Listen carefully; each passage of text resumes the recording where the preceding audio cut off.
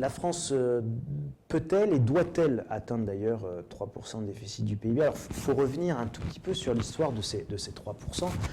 Bon, qui a fini par fuiter. Alors, on avait tous nos grands mamamouchis qui étaient européens, franco-allemands, etc., qui étaient réunis entre eux. Ils disaient, bon, il faudrait quand même trouver des critères qui seront appelés par la suite appelés les critères de Maastricht, donc 60% de dette sur PIB, 3%, etc., de déficit maximum autorisé chaque année. Bon. Alors, il faudrait trouver des critères quand même, dit les critères de convergence, c'est-à-dire que les économies soient relativement homogènes au sein de la zone euro et non pas hétérogènes. Évidemment, si on n'avait eu aucun critère pour mettre en place l'euro, l'euro était voué à échouer puisqu'on aurait eu des économies hétérogènes et pas des économies homogènes. Alors on a eu l'idée de ces fameux critères de Maastricht, dont ce fameux critère de 3% de déficit. Alors on s'est réunis, on a beaucoup discuté, on a beaucoup parlé, puis bon, entre la poire et le dessert, après un repas bien arrosé, il y en a un qui dit, bon, on n'a qu'à dire, je sais pas moi, 1%, non attends, 1% c'est trop bas, c'est trop compliqué, non, 1%, on ne peut pas faire 1%. Ah ouais, d'accord. Il y en a un autre, on n'a qu'à faire 10, arrête, 10, c'est pas sérieux, 10 c'est du grand n'importe quoi, non, faut quand même, non, faut 3, allez, 3 c'est bien, 3 c'est bien, ok, allez, on top pour 3, ça vous va les gars, ça nous va. Voilà, l'histoire du 3% de déficit sur PIB, c'est exactement celle que je viens de vous raconter là, elle n'a aucune, c'est un chiffre qui n'a aucune justification économique en soi. Alors maintenant, venons-en aux aspects économiques. Quelle est l'idée qui doit sous-tendre le fait d'avoir un objectif de maximum de déficit autorisé? Alors d'abord, doit-il y avoir un déficit autorisé? On a le droit de se poser la question.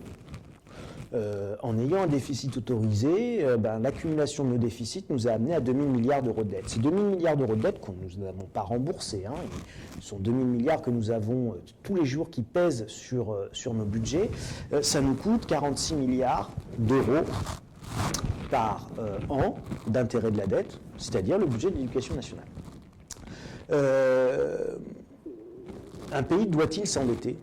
Un pays doit-il dépenser plus que ce qu'il gagne? On peut déjà poser cette question-là. D'ailleurs, elle avait été posée quand on avait évoqué la règle d'or. Souvenez-vous, l'interdiction des déficits. On pourrait véritablement se poser cette question. On a un disponible fiscal. L'État doit faire avec le disponible fiscal qu'il a en début d'année. Il doit tenir son budget, comme n'importe quelle famille doit tenir son budget. Alors, si jamais on dépassait notre budget, de combien on s'autoriserait à le dépasser? Alors 3%, 3%, quand on a 4% de croissance économique, c'est pas mal. C'est pas mal parce que ça veut dire que l'année suivante, avec les 4% de croissance économique que nous avons eus, les recettes fiscales seront en progression globalement de 4%. Et donc ça va permettre de couvrir le déficit de l'année d'avant.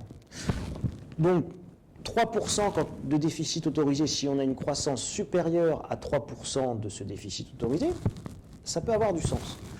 Mais prenons le cas actuel des pays européens et de la France en particulier depuis le début de cette crise que l'on datera de 2007. C'est beaucoup plus profonde, mais on datera de 2007 pour des raisons de choc de simplification. Vous devez bien vous rendre compte qu'aujourd'hui, notre croissance est 0,1, 0,2, 0,3% du PIB. Avec 3% de dette, c'est un déficit qui en réalité, avec 3% de déficit, en réalité, nous sommes sur un déficit qui est extrêmement lourd par rapport à notre croissance économique. Alors, faut-il tenir ces 3% de déficit? Mon opinion personnelle est qu'effectivement, il est important qu'il y ait une notion de trajectoire. Soit on fait des réformes extrêmement dures, violentes et rudes, et à ce moment-là, c'est clairement de l'austérité à la grecque, et effectivement, non seulement on pourra tenir ce déficit, mais on pourra même se remettre en ligne créditrice, c'est-à-dire ne plus avoir de déficit du tout. Et mon opinion est que de toute façon, un État ne doit pas pouvoir fonctionner autrement qu'en ligne créditrice. Voilà. il n'y a aucune justification économique à ce qu'un État fonctionne à découvert et